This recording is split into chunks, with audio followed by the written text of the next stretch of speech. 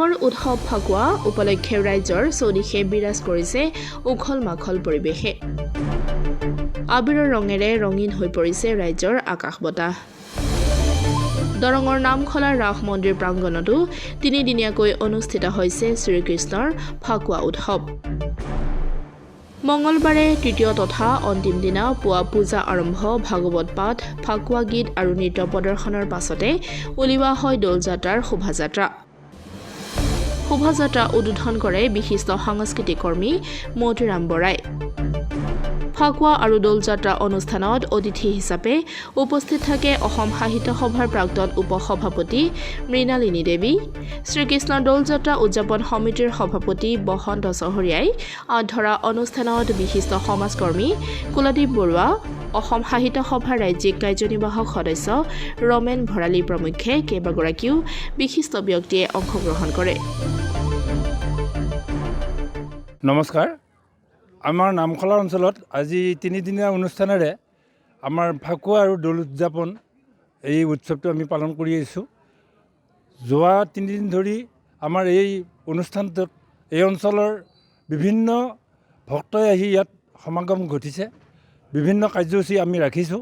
বিভিন্ন কাৰ্যসূচীৰ ভিতৰত আমাৰ কৃষ্ণৰ গুণানুকীৰ্তন কৰিবৰ কাৰণে দিহানাম প্ৰতিযোগিতাটো আমাৰ মেইনলি ৰাখিছিলোঁ। তাৰপিছতে কৃষ্ণৰ নৃত্য কৰিবৰ কাৰণে ফাকুৱা নৃত্য প্ৰতিযোগিতাটো বিশেষভাৱে ইয়াত ৰখা হৈছিল। আৰু প্ৰথম দিনা আমি এইটো যিটো আমাৰ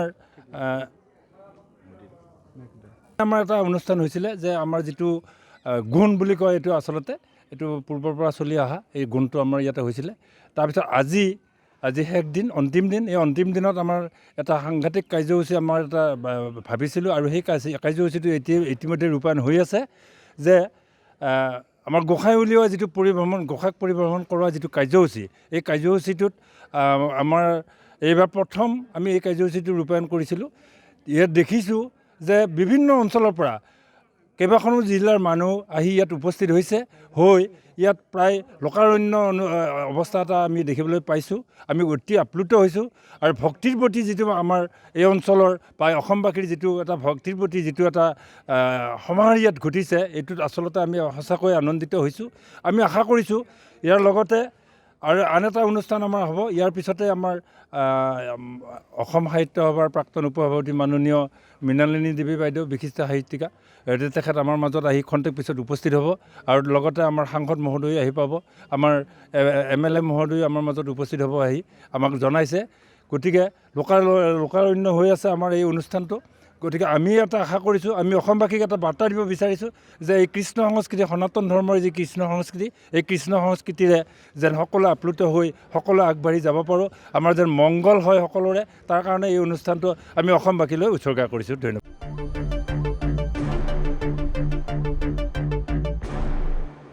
দেওমৰনৈৰ পৰা নৱজিৎ শৰ্মাৰ ৰিপৰ্ট, ডেম'ক্ৰেটিক আছাম।